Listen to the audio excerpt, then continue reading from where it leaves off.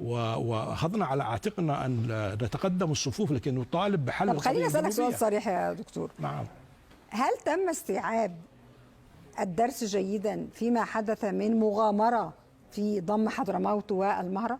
بصراحة شديد. أولا أنا أتأسف أنكم يعني تتحدثوا عن ضم ومغامرة. حضرموت والمهرة جزء من الجنوب، وعندما تحركنا في وضح النهار، وتحركنا ونحن نشعر أننا نحن نتحرك في ظل وتحت غطاء التحالف العربي، ولم نتحدث. لم تبلغوا التحالف العربي لا سيدتي الكريمة، لا استطيع أنا كان أفهم شخصيا. المجلس الرئاسي كان حاضرا، ورئيس المجلس كان موجود في عدن طوال الفترة اللي تحركت فيها القوات من عدن إلى المهرة.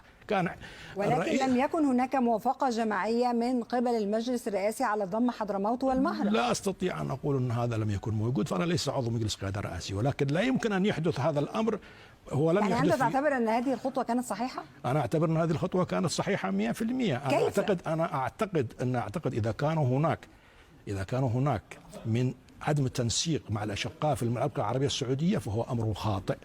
إذا كان هناك عدم تنسيق مع التحالف العربي ممثلة برئاسة التحالف العربي اللي هو المملكة العربية السعودية، خرج العليمي ليقول أن هذا كان قرارا أحاديا منفردا لا يمثل إرادة كل المجلس. الدكتور رشاد العليمي فخامة رئيس الجمهورية لا يمثل الجنوب. الجنوب له من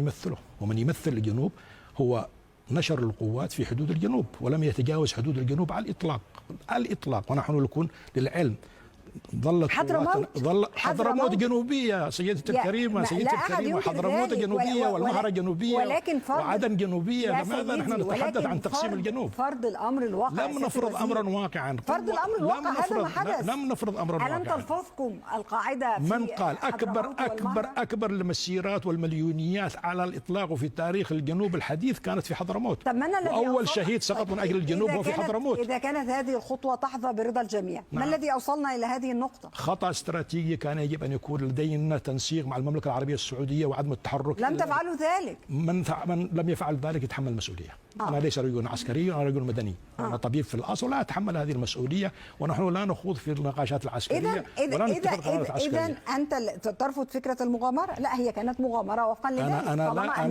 أنا لا أقول إن هذه مغامرة. أنا أقول إن إذا كان القرار تم بدون موافقة الأشقاء في التحالف فهذا خطأ جسيم، وإذا كان من اتخذه كان يعرف أنه لم ينسق فأعتقد أنه سيتحمل مسؤولية هذا الخطأ. نحن لا نؤيد على الإطلاق أن نتحرك حتى جندي واحد في حدود الجنوب إلا بالتنسيق من التحالف العربي الذي نعتبر أنفسنا جزءا منه. طيب، نحن نريد أن نكون أبناء اليوم كما يقول. نعم. هناك تعويل كبير، وأنا حتى كنت في المقدمة الآن أتحدث وفقا لما أتابعه في الأخبار من إجراءات تقوم بها السعودية. يبدو أن هناك نية حقيقية وصادقة لتحسين الأوضاع المعيشية للناس في اليمن، لشعور الجنوبيين بأنهم جزء أصيل من هذا الوطن ويأخذون حقوقهم بعد ظلم كبير لسنوات وأعوام همشت فيه القضية الجنوبية. هناك محاولة لإظهار اليمن بمظهر الدولة التي لها أركان ولها نظام ولها قوة ولها أمن. إلى أي مدى يمكن أن نكون على الطريق الصحيح الآن؟ أولا أنا أحب أن أقول إحنا جئنا على دعوة واضحة، وكان فحوى الدعوة إن المملكة ترى إن القضية الجنوبية قضية عادلة ولها أبعادها التاريخية والاجتماعية، وإن المملكة مع الجنوب وأهله. عظيم. وأن المملكة ستكون راعية لحوار يؤدي في النتيجة، حوار جنوبي يؤدي في النتيجة إلى تنفيذ أو إنفاذ إرادة الجنوبيين. نحن نرى أن هذا مسار غاية في الصحة، وأن هذا مسار بالنسبة